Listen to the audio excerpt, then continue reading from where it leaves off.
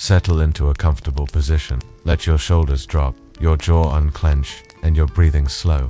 Tonight we'll leave behind the noise of the present and drift into a quieter century. The world we're visiting is familiar in story's armor, that glints like water banners in the wind hooves on stone, but we move past the trumpet calls and step into the patient rhythm that filled almost every hour between the legends. Imagine a narrow window before dawn, a cool draft along the floor, and the thin scent of banked fire. You are in a hall of timber and stone, within a small lord's household. You are a knight sworn by oath, bound by duty, respected by some, resented by a few, and watched by many. Songs tell of charges and victories, but songs skip the long, ordinary stretches of time that make a life. That is where we will linger. We will follow a single day from first light to night prayers, inspections in the yard, the rasp of a whetstone along steel, leather warmed with oil, a horse's breath in cool air. We'll move through training drills, small decisions, errands, lists, and quiet moments that never make it into manuscripts. We'll keep the pace gentle, the details steady, and the language soft enough to listen to with your eyes closed. If you stay awake, you'll hear how a knight's responsibilities touched land, church, people, and gear. If you drift off, the rhythm can carry you. The day will continue whether you listen closely or let it wash over you. Either way, we're in no hurry. The sun will rise, the chapel bell will ring, and the work will begin. When you're ready, imagine the first grey of morning pushing along the sill. Somewhere in the yard a rooster calls, late embers click, and leather straps creak as someone moves in the darkness. Your hand finds your belt by habit. It is time.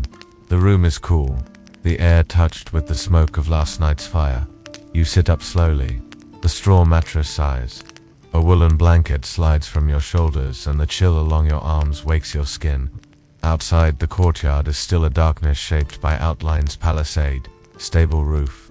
The long shadow of the hall. Somewhere a groom coughs, somewhere a bucket knocks wood, somewhere a sleepy dog thumps its tail once against a door and gives up. You dress by memory. Linen shirt, first plain, soft from many washings then hose. Then the padded gambeson that will sit beneath your harness later if the day requires it. The fabric is thick at the shoulders, quilted in rows that your fingers know well. You tie the points with small, practiced motions. The belt hangs on a peg, leather oiled and dark. You loop it once and feel the familiar weight settle at your waist. The yard smells faintly of hay and damp earth when you step outside. Over the palisade, the sky is a slow slate blue. The stable is awake in a quiet, respectful Waylanton light moving between stalls. The gentle clink of a bit, a soft whicker from a horse who recognizes your step. Your destrier lifts his head and breathes a warm, grassy breath across your palm. You rub the white mark at his forehead with your thumb, then check the legs. No swelling, no heat, only the long, dry lines of tendon and bone shaped by miles of training. His coat is cool, his eye is clear, his ears swivel toward the yard, then toward you. The groom has set a small ration of oats aside. You run your fingers through it dry, clean, free of grit, then nod, and he tips it into the manger. Leather thongs creak as he adjusts a head collar. A halter buckle gives a quiet click. In one stall, a younger horse stamps twice and settles again.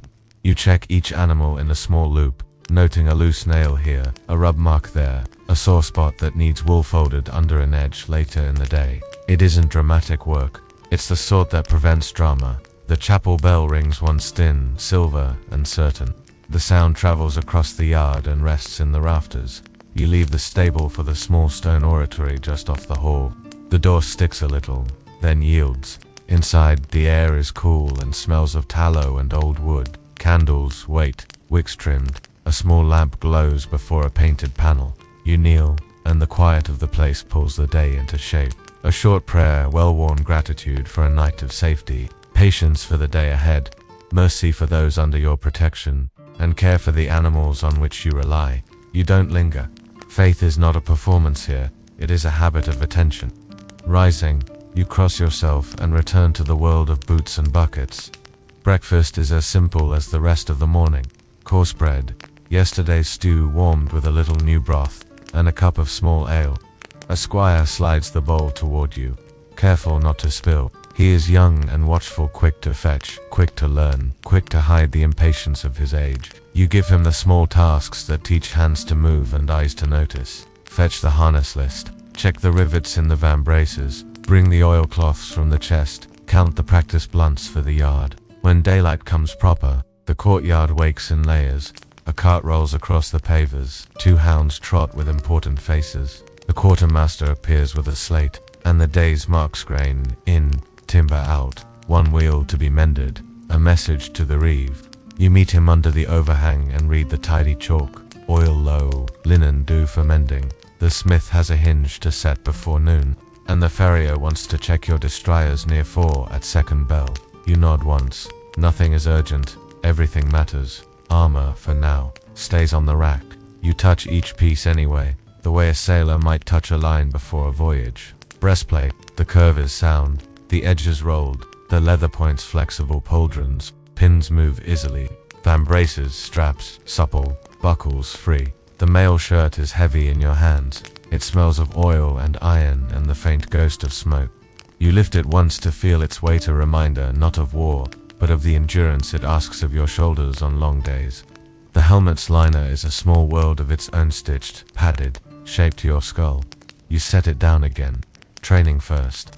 Steel later. The yard is ready by the time the sun clears the palisade. Targets are set. A roundel of wicker leans against a post. Straw bales sit 3 deep along the fence. The tilt rail, simple and sturdy, claims a track of flattened dirt. Your squire brings a practice sword.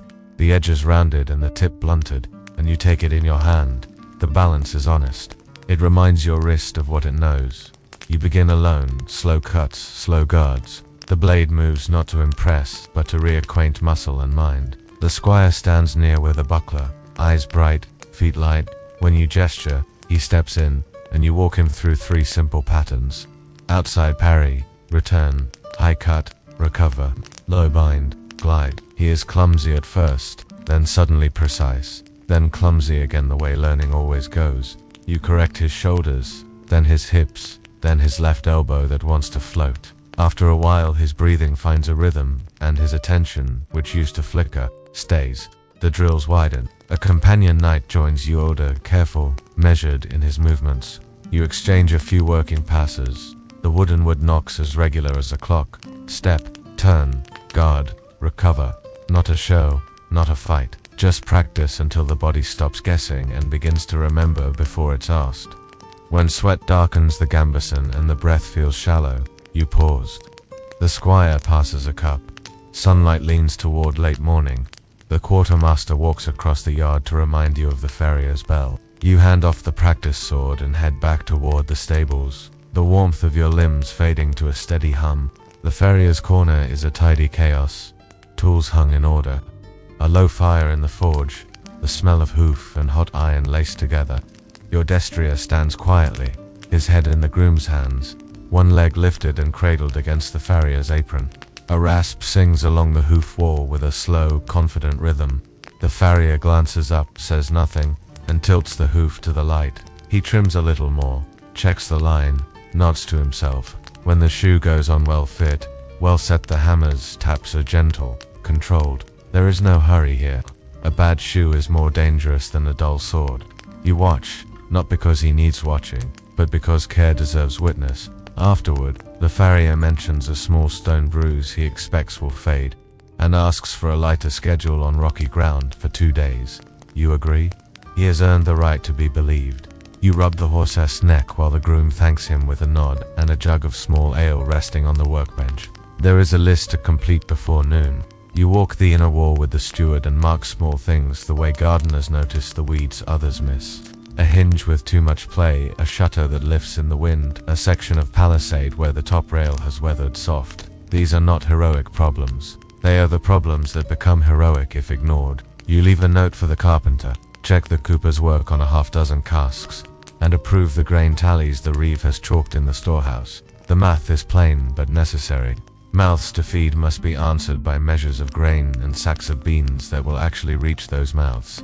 You stop at the smithy to pick up a mended strap end and a new set of rivets. The smith's face is blackened and his voice amused. He complains mildly about poor iron from a merchant who swore his bars were better than they are.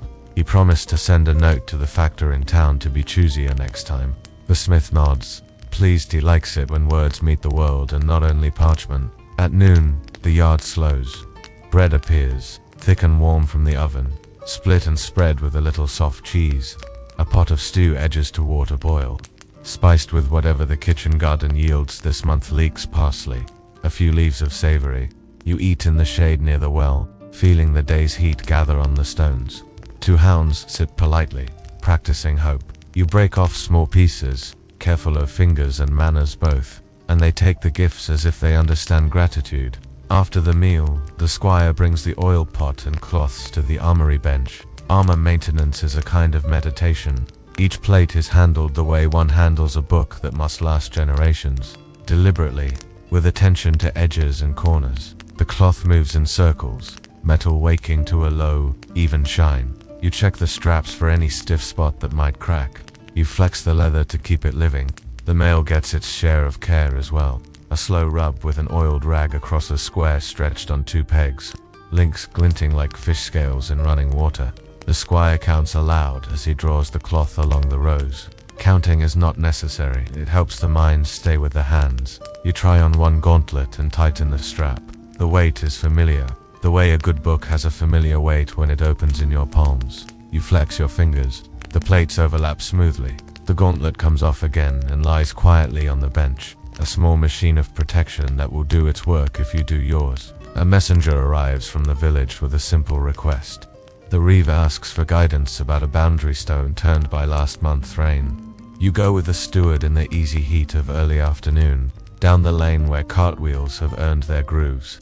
At the field's edge, two farmers stand on either side of a stone that has leaned, not by a hand but by a season. You listen. They are careful with their words, respectful, not obsequious men who know the difference between right and loud. The steward measures from a second stone farther down with the length of knotted cord, checks his count, and sets the leaning one true again with a bar and a wooden wedge. You speak a sentence or two about keeping the ditch clear and the corner marked. No fines, no theatre, just a slight adjustment that keeps neighbors. Back at the hall, you spend a quiet hour with the ledger and the steward's neat hand. Rents owed, rents paid, a note that a widow has given hens instead of coin this quarter, and that this is acceptable because the hens are fat and the eggs regular. You sign where you must, initial where you should, and ask the steward to send a small sack of meal to a family whose harvest failed last year and has not yet caught up. None of this will be sung about. It is the part of knighthood that keeps other parts from breaking. When the heat begins to ease, the yard fills with the sound of practice again. Today it's horses. You ride not for speed but for harmonia. Circle at the walk, a deeper seat at the trot, a balanced halt that ends not with a jolt but with a breath. The destrier answers your hands with small agreements, the leather of the reins warming to your grip. You try a few lateral steps yielding to the leg, then a short canter along the pale dust of the track. The squire mirrors you on a school horse, his back a little stiff, his hands a little high. You ride alongside, say, lower your hands and breathe, and watch the horse's neck lengthen in relief. Later, with the saddle off and the horse cool, you and the squire walk the animals to the stream. Hooves sink softly in the mud at the edge. Water moves around ankles, clean and slow. The horses drink, the day quiets, and for a moment there is nothing to do but notice how wind slips through red heads like the quietest kind of music. As the sun slopes, the hall gathers people the way a harbor gathers light. The long table is set without ceremony. Trenchers of bread, a bowl of beans stewed with onion and a little bacon, a plate of fresh cheese, a dish of pickled greens that cut the fat and wake the tongue. You sit not at the head but along the side, where talk is easy and you can see both doors. The steward gives a brief account of the day: grain measured, tools repaired, a cartwheel to be shod tomorrow, and the cook mentions that the hens have gone off their laying and asks for more bran. These are the conversations that make abundance possible in lean years and caution possible in rich ones. After the meal, there is a short hour for tasks that belong to quiet. You mend a strap with a new rivet, the punch ringing a crisp note in the leather. The squire cleans a pair of spurs with whiting, rubbing until the steel looks less like work and more like intention. Two of the men-at-arms sit on the steps and trade stories in low voices about a skirmish they saw as boys' details softened over time into lessons about not leaving your line and not trusting a ditch to be shallow. You listen without interrupting.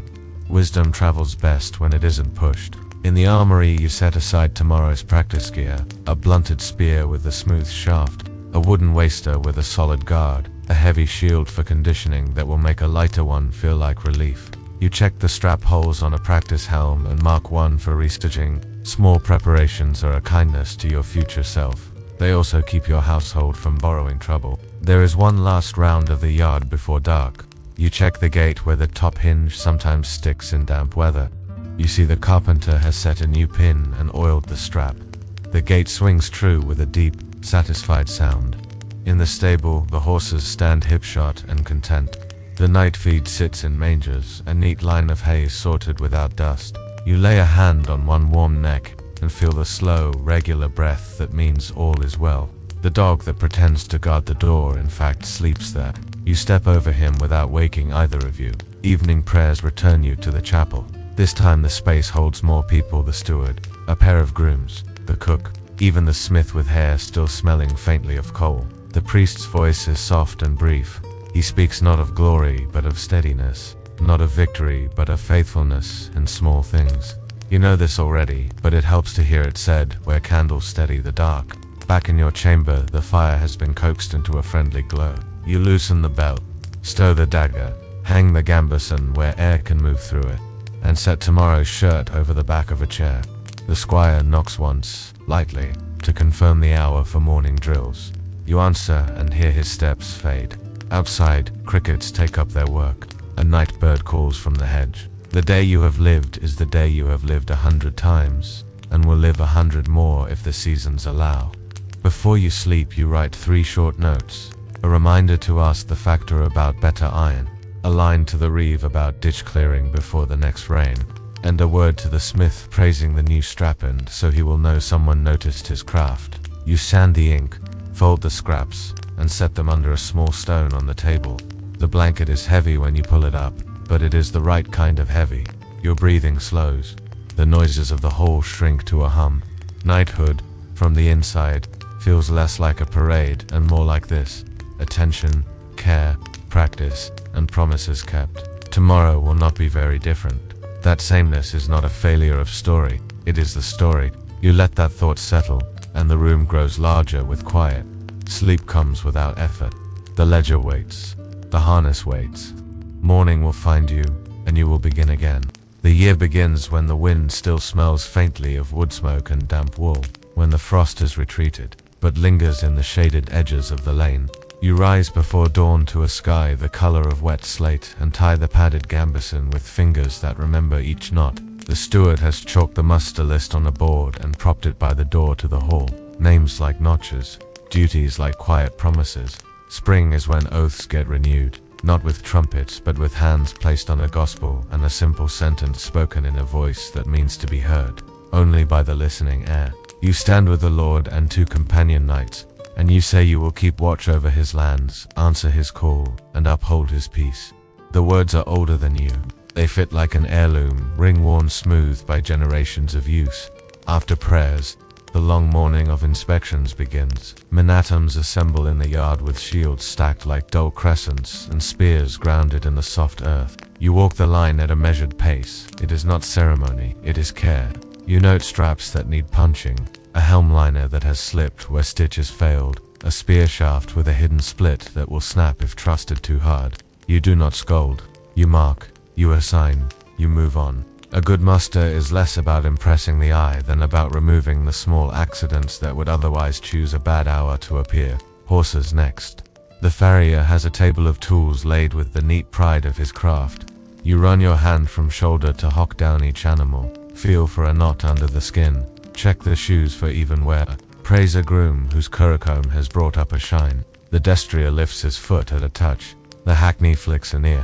The pack horse leans into your palm, content with the simple sentence of this attention. A boy holds each halter with both hands like a prayer rope. By late morning the yard loosens. The reeve arrives from the village with a small knot of tenants.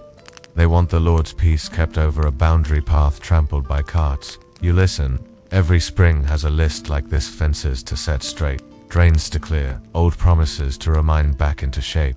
The Lord leaves the judgment to you.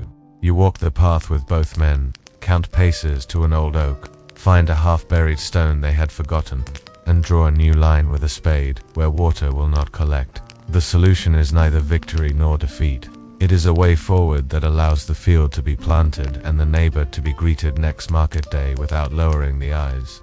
The muster stretches into afternoon with drills that look like practice and are, but practice wears many faces. Footwork on the packed yard until legs feel the ground without asking. A dozen simple plays with the waist are repeated until the mind grows bored and the body learns to love what the mind calls dull. Shield drills with a man-at-arms who has kept his strength by carrying casks or winter. A short ride down the lane with the squire learning to manage a skittish palfrey past a cart piled with rattling iron. The work is varied so it can be constant. One evening near the equinox, a messenger arrives mud-dried in a spray, along his boots asking for a small escort to follow a tax collector through a strip of road where trouble has been rumored. Not a battle, not even a show of force, only a reminder that the Lord's protection travels with those who collect in his name. You choose for men who walk quietly and ride straighter than they talk. The road holds only wind and birds. You meet no one who wants to be met, and the day returns with the ordinary hum of success. Nothing happened because care did. Spring's last week is for lists and ledgers. The steward sits with you in the low light of evening, and recites numbers that were once strange and now simply describe the size of your circle. Barrels of oats, sacks of beans, shoes to be set aside for the second harvest, candle stubs to be rolled into new tapers, a note to send for salt. The year is a wheel and these are spokes. Without them, the rim sags and the cart refuses the road. When the hawthorn blooms, the muster is complete. You end the season by walking the palisade alone at dusk. From the outer ditch you hear frogs. From the wood you hear a dove. The gate swings true on its new hinge and settles with the heavy kindness of good timber. You put your palm against it and press it, pretending to be test-and feel the gate press back. Spring has turned its key. Summer begins as a sound, leather creaking in rhythm, iron knocking iron, the softer hush of hooves in dust. The column moves at an honest pace along a road that has outlived owners and arguments.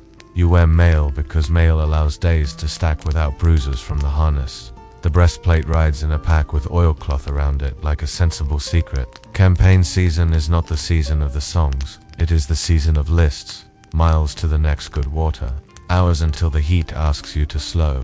The place where the lane narrows between two hedges and a cart can jam the whole train for an afternoon.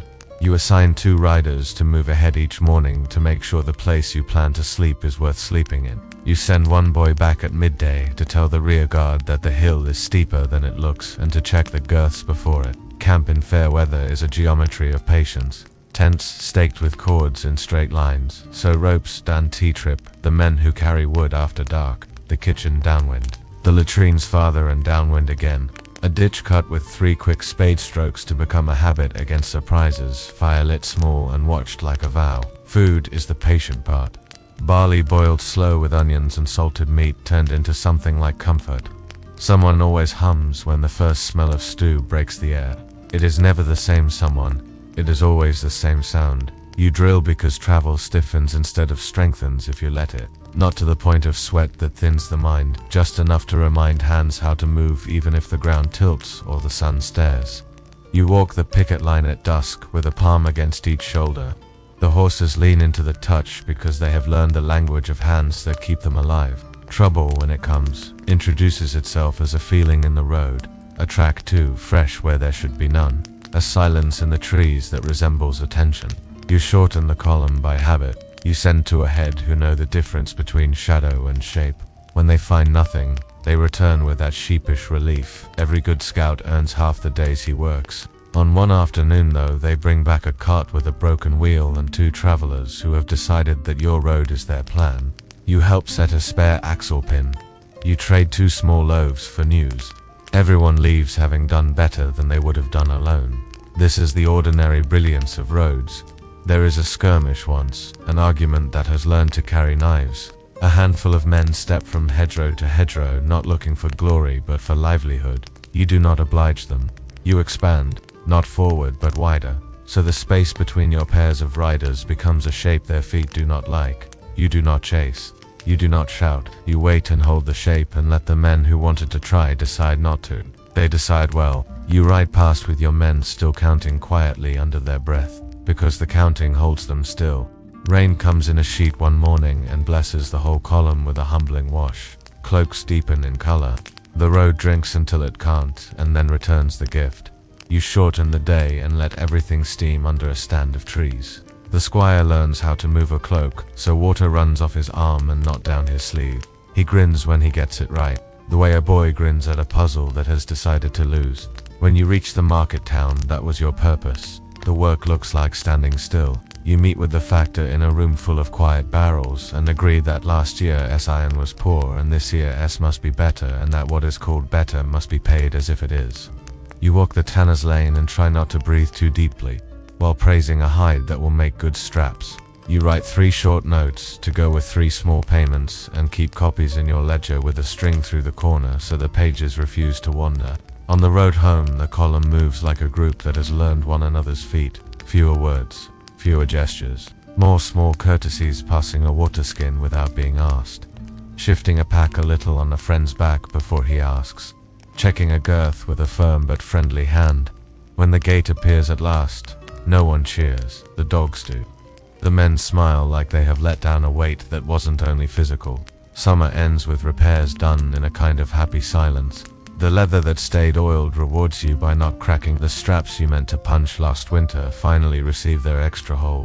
The squire finds a bent nail in a hinge that never squeaked but would have you sleep one night without waking to think about water barrels. You dream of nothing useful and wake content. Autumn is cool air that smells like apples and iron. The yard wakes later. The sun arrives relieved to be forgiven for summer. Fields beyond the palisade turn the color of toasted bread, then darker. You ride the lanes at an amble, not to be seen but to see, and you see what the year has done to fences and faces. The people nod. You nod back. It is a language with only one word and more meaning than most speeches. Harvest escorts are the first duty, not crowds, just a pair of riders at the edge of a field where carts creak out heavy and come back light, where rumor travels faster than a wagon and can summon an unwise plan in a hungry man. You ride slowly enough that the horses dainty sweat, and the men with scythes feel steadied just by the silhouette at the field's boundary. When the last sheaf is on the last cart, you ride the last cart home and wave once to the last child who has run out to watch. All the work is like that, done in the margins, preventing a story rather than adding one. The manor court gathers twice in the season while roads are still friendly. It is not the theatre people imagine. It is a long table and a list. You sit with the steward and listen to disputes the way a mill listens to grain, patiently, with a plan for turning them into something useful. A pig broke a fence. A fence was not strong. A man said a word he should not have said in the alehouse, and would like to take it back without losing his face. You hand out fines that are more reminders than punishments, and you hand out 2 coins in charity because law that only takes and never gives forgets why it is allowed. The clerk's pen scratches like a cricket in summer grass. People leave with their day still intact. Accounting is autumn's music. The steward arranges piles of small stones on the table and moves them as he speaks. 1 stone for each rent received. 1 for each that will be late but honest. 1 for each that will need asking again. You do not mind the stones. They tell the truth without needing to be believed. You sign the tallies that must be signed and mark the 2 households that will receive grain from the Lord's stores if the winter leans too hard. The Lord agrees without counting. He has learned that generosity is cheaper than replacing people. The armory becomes a winter room before the winter arrives. Harness is hung so air can move. Mail is rubbed until it feels less like a net and more like a coat of small, patient hands. You set aside a practice shield that is almost worn through and mark a circle where a new boss will be set. The squire finds a crack along a gauntlet plate that has been hiding under the strap.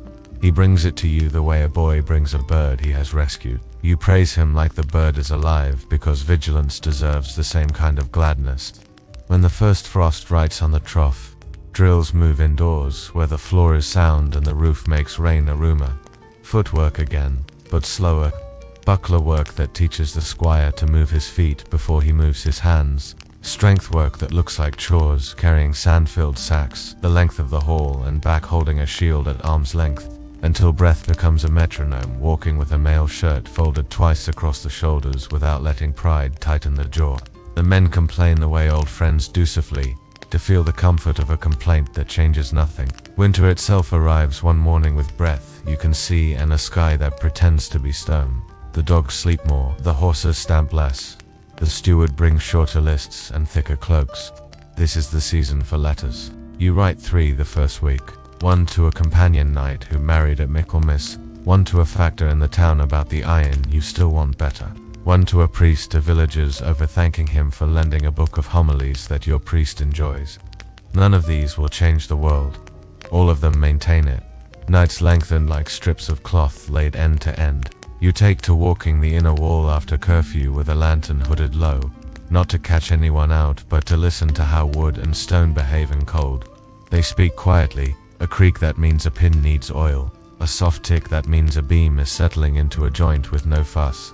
Snow comes once and smooths the yard into a clean page. You step on it and write the day's first sentence with boots that have learned where ice waits. When the year is ready to turn, you host a small feast that is not scarce and not lavish. The cook makes a pie with meat saved for the purpose and bakes apples under a lid of dough cut with stars. The priest says a blessing that thanks God for keeping your household ordinary. The menatoms laugh at a story the smith tells about a nail that thought it was a sword. You look down the table and see people chewing. And you love the sight the way a captain loves a ship that floats because 100 ropes are tied correctly. Before bed on the last night of the year, you open the ledger to the first page and read your own notes from a year ago. The ink has faded just enough to look like another person's voice. You see that you asked the factor for better iron, that you praised the smith for a strapend, that you raised a gate hinge and said it swung true. You smile at how many small things are still the right scale for a life. You add one more note to the margin. Keep on words that are not clever and therefore will be correct next year. 2. You bank the fire. You set the lantern down and listen to it settle with a tiny click. The blanket is heavy, as all good blankets are in winter. Somewhere in the stable, a horse pushes his nose into hay and the sound makes a line through the quiet.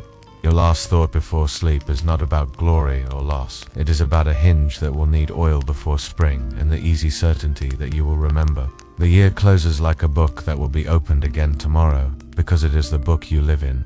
The story continues not because of what is extraordinary, but because of what is kept, and keeping is your craft. The world of the night survives in 100 quiet places where few people look, not only on battlefields or in great halls, but in drawers, in chests, in archives where the air is cool and the light is soft to protect fragile ink. If you step into that quiet, the night comes back not with a shout, but with account lines, signatures, lists, and small notes whose purpose was never to impress, only to be useful for a day and somehow useful still. There are muster's rolls of names written in a tidy hand, each name followed by a brief measure of readiness. A horse, a second horse, a man at arms, a squire, 2 archers, 4 spears. Some lines carry a checkmark, some a small cross, some a note that a strap is to be mended or a shoe replaced. If you pass your finger beneath those lines, you feel not glory but organization. The roll is a memory of a morning in spring, of boots in a yard, of someone counting under breath to be certain nothing is missing when the hour arrives. There are household accounts that read like a day in slow motion. The steward writes of oats delivered, candles poured, hinges purchased, fees paid to the smith, and cloth ordered for gambeson linings. Sometimes a line appears that makes the night feel very near. A new strapend for the gauntlet, oil for mail, a whetstone from the market. Fine. The words sit without pride, but pride is not what keeps armor from rusting. Care does, and care is what these pages record. There are letters that carry the texture of real days. A knight, writing to a factor in town, asks plainly for better iron this season. The last bars proved brittle and promises payment from the harvest. Another letter thanks a neighboring lord for sending a mason after a winter storm. These are not the words of legends, they are the small negotiations that keep roofs sound and rails straight. Read enough letters and you can hear the voice beneath them. Formal, yes, but patient, attentive, a little weary sometimes, the way all responsible voices are. There are court rolls where the knight appears as a witness, a guarantor, or a calm presence when neighbors argue about ditches, hedges, and the rights of a path. You can see him in the margins never described, but implied by outcomes that are modest and workable. Boundary restored, fine remitted on account of poverty, cart to be shared at haying. If you sleep while reading, the pages murmur like a low stream, problems carried downstream in pieces small enough for a village to lift. There are parish records, 2 baptisms, marriages, deaths where the knight is listed not as hero but as godparent, patron, donor, or the one who paid for an altar cloth or a bench. The ink is the same for a peasant and a lord, the script steady. It does not enlarge itself for rank, it simply keeps its promise to remember, and because it remembered everyone, it lets us see the balance within the place the knight guarded. And there are wills. Few are long, most are simple. A knight might leave a best horse to a companion, a sword to a son, a small purse to the poor of the parish, and 2 shillings for candles at a chantry so that prayers will be said after he is gone. In those quiet distributions you can feel the weight of what mattered, tools to people who will use them, animals to hands that know them, light to a space that steadies the living. From these paper shadows we learn that knighthood was less a blaze than a practice. The lists, the notes, the neat sums that balance these, are the lines that sketch a life where order was protection. The paper does not boast. It simply holds the shape of a day long enough for us to enter it and understand. If the pages give us voices, the objects give us bodies. Step into a room where armor stands at rest, where the air smells faintly of oil and cloth, and you'll notice something first. The scale is human. A breastplate is not a wall. A gauntlet is not a cage. Each part is shaped with the kind of respect that follows from a tension edges rolled, so they do not cut. Hinges set where joints truly bend. Seams placed where forces travel and then fade. Pick up a sword that was meant for work. It does not wrench your shoulder. It invites the hand, balances a few fingers forward of the guard, and seems to float the moment it feels motion. The blade is narrow by modern standards, made not to hew trees but to answer living problems quickly and with control. If you ease it back into its scabbard, the wood and leather greet it with a sound like a breath being returned. Mail feels different, like fabric that has learned to be metal. It pours across a table with a hush of rain on leaves. At first the weight surprises, then the weight distributes. Then your mind adjusts to the logic of it. You can see where a sleeve has been shortened for a new owner, where a repairer with a patient hand replaced burst rings with care almost invisible, unless you know how to look for shinier iron. At a shoulder you might spot a leather patch sewn inside padding, added where repeated rubs created a bruise. The whole shirt tells a story of maintenance, not a single glorious day. Helmets whisper of people's actual skulls. A bastionet's liner shows stitch holes where a cap was once laced in, then replaced, then adjusted again for comfort. There are scratches on the brow, not deep, the kind that come from walking in tight places or leaning against timber while waiting too long. The visor pivots with a softness learned from decades of someone's careful drops of oil. If you close it, the world narrows. Sounds thicken. You notice your breath's warmth. The visor opens again because the body prefers to live in air when it can. Horse gear is its own language. Bits are gentle or harsh. You can tell by the design which the rider preferred, and by the wear on the leather where the reins lay most often that summer. Stirrups show a shine in the center where boots polished them step by step. Saddles hold the memory of riders' seats. If you run a flat palm along the panels, you can feel where woolpacking settled and where a careful hand once opened a seam to add more for a thin-backed horse. Cloth tells truths that iron cannot. A gambeson's stitches are simple, even, and strong. The quilting spreads weight. It also keeps the wearer warm long after the fight has finished and the body has stopped noticing anything but wind. If you hold it up to the light, you can see where one panel was cut from a different bolt of linen, nearly the same. Not quite the kind of difference only a quartermaster would notice and approve. And then there are things that are not gear at all. A wooden practice sword, edges rounded by 1,000 small collisions. A shield whose face carries layer after layer of paint, each coat covering old devices like years closing over a story that no longer needs telling. A leather tally strip with tiny cuts along the edge, one for each small duty completed by a squire who liked to count what he did. These do not glitter. They endure, and endurance leaves a record of its own. Archaeology adds context to these survivors. In a stable trench, the soil goes dark where hay and manure lay for seasons, and under that dark line the prints of posts repeat at measured distances the skeleton of stalls. In a refuse pit, a cluster of small rivets and strap fragments collects where an armory's sweepings landed year after year. In a smithy floor, Thousands of hammer-scale flakes make a black field that crunches gently underfoot, even centuries later. None of this is dramatic. All of it is specific, and specifics let us rebuild a day that felt ordinary while it was lived. Together, objects and sights teach a single, steady lesson. A knight's world was a network of materials tuned to people. Iron answered bone, leather answered sweat, thread answered friction, wood answered weight. When those answers were right, nothing made a story. When they were wrong, everything did. Between pages and objects lies another realm, the realm of images and stories, where the knight became larger than life. To understand the culture that grew around him, you have to sit with illuminated pages, carved effigies, painted panels, and poems that are more careful than they first appear. In manuscripts, you find knights in margins fighting snails and rabbits with noble seriousness.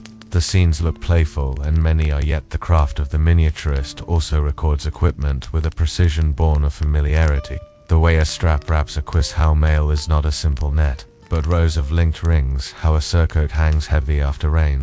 Even when imagination wanders, the habit of seeing remains faithful to the small truths of gear and posture. On church floors, effigies lie with hands folded and feet resting on lions or dogs. Look closely and you can learn from stone. The sculptor has carved how the plates layer at an elbow, how a gauntlet's cuff flares to protect the wrist, how spurs sit under the ankle strap. The faces are calm. Death has stilled them into a kind of instruction. You could almost kit a reenactor from a single good tomb, if you brought along patience and lived with the sculpture for a week. Tournaments complicate the picture. They were sport and business and theater at once. Rules preserved in careful script tell us how lances were shaped for safety, how points were counted, and how conduct was both a matter of honor and of fees. Armor adapted. Heavier wear rules allowed heavy, brighter when crowds expected shine.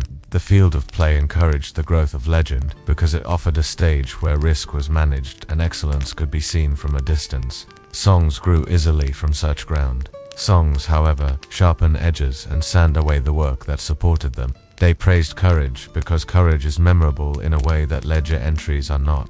They liked to shine a light on moments that would fit in the mouths, not on mornings when a knight walked the palisade to check for rot.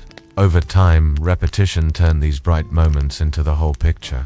The everyday faded not because it was unimportant, but because it was hard to sing. Culture loved the knight because culture loves figures who carry contradictions gracefully, discipline and spectacle, piety and force, humility in chapel and authority in court.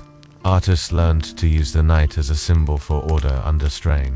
A painter might place him at the edge of a crowd to say watchfulness stands here. A poet might lend him a voice that speaks of vows kept when no one is looking. Even when the real work was quiet, the image could hold public meaning. Myths also grew from misunderstanding. At a later age, seeing a heavy suit of armor on a museum stand, guessed it had always been so heavy and decided the wearer must have been winched onto a horse.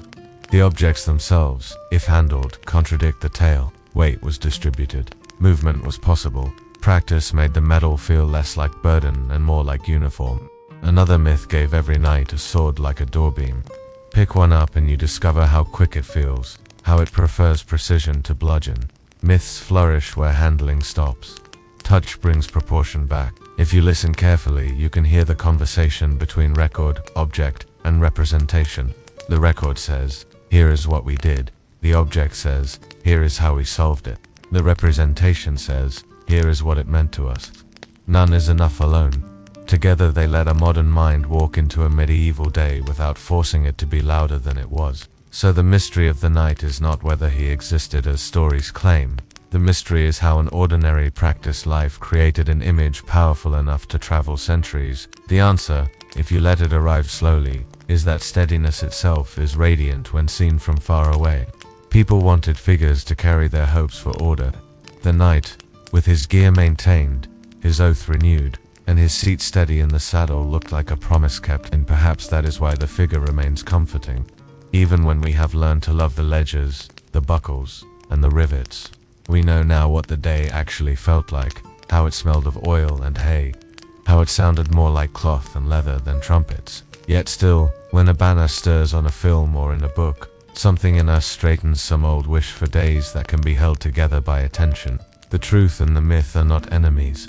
They are layers, like mail and cloth and plate, protecting a story we keep returning to because it reminds us that care, done daily, is a kind of courage. If you'd like, say continue and I'll move into segment 4. Elite, contrast, Great Hall versus barracks, feasts versus rations, patronage and pay, also split into chapters and in the same soothing style. Step into the Great Hall as evening gathers. The light here is layered, a last ribbon of dusk along the high windows, a steadier glow of dozens of candles riding iron branches, the warm beat of the hearth at the far end where logs settle into embers with the soft glamour of wood. The first impression is height, the kind that lets smoke rise without hurrying, that lets banners hang and still find air to move.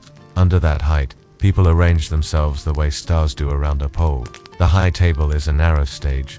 The Lord sits with his household around him, and the place a person finds is the place they keep for the night, near for favor, a little down for courtesy, farther along for patience. No one needs a speech to understand the map. Salt sits on the board in a heavy cellar. Those above it are honored, those below it are not dishonored. They are simply placed where they fit within the shape of this small world. Everything is meant to be seen without feeling forced. Trenchers of fine white bread soft enough to surprise anyone used to rye are set and replaced as quietly as thoughts. Platters move with craft. Roasted meats turn so the golden side faces outward, greens bright where the torchlight finds them. Saucers set in small glazed bowls that keep their color. If fruit has been saved for this evening, it comes in with a little ceremony, pears polished with a cloth until they hold a gloss like memory. Figs in a shallow dish, dark and soft as late summer. Music knows its place. A pair of minstrels sit just at the edge of notice, the strings of a harp catching firelight, a small drum keeping a pulse that suggests comfort rather than command. The steward passes behind the chairs with a ledger's calm, counting in a way that looks like looking. He sees what is missing and sends it back into the stream. More bread, a knife to a place that needs one, a small bowl to a guest who has paused too long with nothing in his hand. A knight in such a hall is not the star of the night, nor is he ignored. He is part of the room's logic. If seated near the head, he speaks when spoken to and measures his words. If seated farther down, he listens as if listening were a craft. He has learned to turn ceremony into ease. He does not eat quickly. He does not glance toward the service door. He waits, takes what comes, praises what is good, and keeps the shape of the evening whole by being one person who does not ask the whole to become smaller for his needs. Watch a servant move and you learn as much as any guest could teach. Platters tilt just so to save gravy for the second helpings. Jugs of wine are held with fingers away from the lip. A cloth appears at a spill with the speed of good training.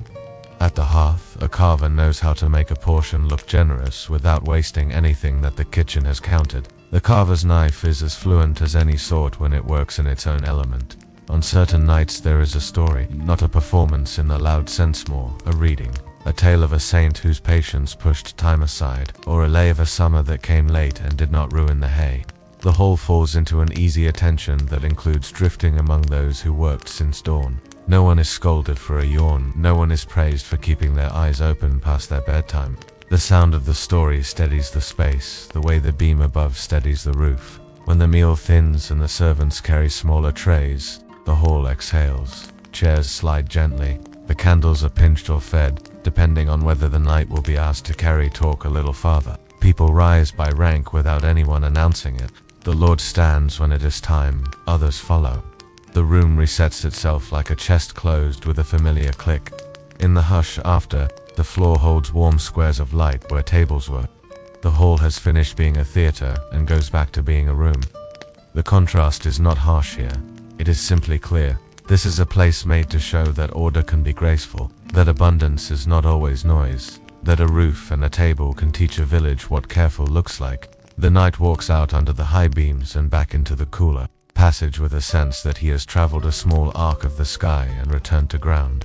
Now step through a door that opens onto a different kind of evening, the yardess, long shadow, and the barracks' lower ceiling. The air is the same air, but it behaves differently when it meets rough wool and iron hooks, and a bench polished by work instead of ceremony. Lamps hang lower here. Their light finds the edges of tools and the shine of buckles. The smell is not of sauces, but of leather dressing, wool that has surrendered the day's sweat, straw that will be turned before sleep. This is where the knight spends more time than the hall ever holds. The bench in the armory knows his elbows, the peg knows his cloak. A chest under the window keeps the small things that make large things work. Rivets, waxed thread, spare buckles, a piece of good linen folded around a whetstone. If you sit on the bench and watch the last light slide along a gauntlet's knuckles, you understand why maintenance becomes a mood. The metal returns a dim star to the room. The cloth, when it moves in circles, makes a sound like a soft answer. Food is different here and not worse for being plain. A wooden bowl, a ladle, a stew that has learned how to be home to beans and onions, and a curl of bacon more by spirit than by size. Bread is darker and knows the story of the millstone in its grittiness. Filling meant for hunger that does not require special shapes. A cup of small ale places the day in a line with other days. No one remarks on it. The comfort is precisely that no one needs to. Talk is different too. It comes in small pieces that fit between tasks. That strap is dry. Try the second hole on a wet morning. It will tighten by noon. If the hinge squeaks, don't reach for oil first. Dust it and listen again. These are things the hole does not have time for. Here, they are the language of a life lived among materials that answer back. The knight sleeps in a room that listens to the yard. A shutter bumps once in a gust. A dog shifts under the eaves and sighs, rearranging a dream that does not need polish. A guard's step moves along the palisade with the practical music of duty hollow on the plank, softer on the packed earth than hollow again. The rhythm is the point. If the rhythm stops, the body wakes even before the mind has chosen to. Most nights the rhythm does not stop. Bunks are ordinary and each becomes a person's plot of earth carried indoors. A blanket folded the same way because a fold done without thinking frees thinking for something else. A small pouch hung on the same peg because a hand in the dark should not have to ask questions. A boot scraper by the door so the first 5 minutes of the next day do not start with mud. The knight's room follows the same logic, with the added gravity of a ledger that waits on the table and a small lamp that knows where the quill sleeps. The yard at night is an education in edges. Moonlight makes the palisade a line. The trough throws back a rectangle of sky. The tilt rail is a black sentence drawn across a lighter field. The knight walks these edges because walking them whether or not anything happens teaches the place to expect care. It is the opposite of spectacle. It is the reason spectacle can be avoided. If the great hall shows how rank arranges people, the barracks shows how work arranges time. The contrast is not resentment, it is compliment. The hall makes promises aloud. The yard keeps them quietly. Between hall and barracks stretches the thread that keeps a household together. Patronage, pay, favors, and the kind of memory that knows who helped when helped costs something. This is not the noisy part of knighthood. It is the part that turns winters into survivable stories and summers into careful plans. A knight's income is not one stream, it is several small ones braided. There may be a fee for service, a share of rents in kind, an annuity promised by a lord who values steadiness, and the occasional purse, earned for escort work or for settling a dispute far enough from home that a neutral sword and a neutral sentence are worth coin. None of these is extravagant. Together they make a life possible without asking the fields to become magical. Cloth is part of pay as much as coins are. Livery good wool and a color that says who you serve arrives before winter and makes the household visible at market or on the road. People notice. A row of men in the same deep blue or russet makes a thought in a stranger's mind. This is a place where arrangements are kept. The cloth warms the body and also warms the relation between a lord and those who bear his small authority. Patronage travels with letters. A cousin writes to say his second son has the temper for service and asks if a place can be found for him to learn. A merchant promises better iron next season if the household will agree to by 2 years running. A priest requests help repairing a roof beam and encloses a list of donations already collected, so the gift will not carry the whole weight. The knight answers with the steady pen of someone who has learned that promises made on paper last longer than those made over a cup.